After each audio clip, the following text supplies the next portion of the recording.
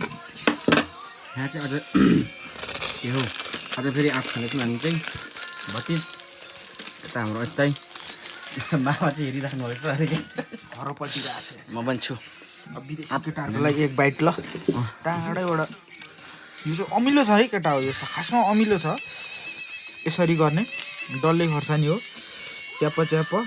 ignore this डटी things भनेर चाहिँ होइन अब टेक इट इजी गफ गफ गफ गफ गफ गफ गफ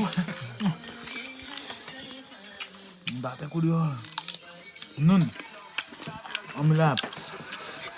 अरे वाह एक दुई दिनमा फेरि मुख बाँगाइको मात्रै आउँछ लिचीको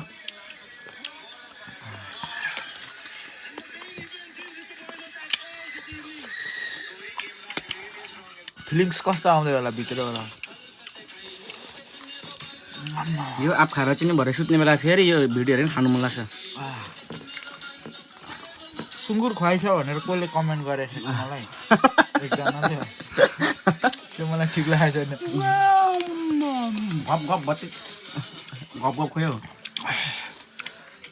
ल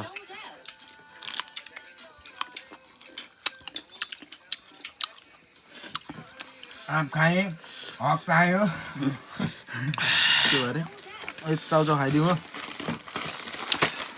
बेस्ट कम्बिनेसन है चाउचाउ पनि यहाँ चाउचाउ खाउँ हामी कि राखौँ यो खोर्सानी चाउचाउ पनि खाइदिउँ यसो रम्पम है यो फेरि ओरिजिनल टेस्ट नेपालको सुँगुरको मासुले असन्तुष्टि भएर म त अगाएँ आउनुहोस् आँप खानुहोस् जानुहोस् गफ गफ गफ गफ गफ गफ गफ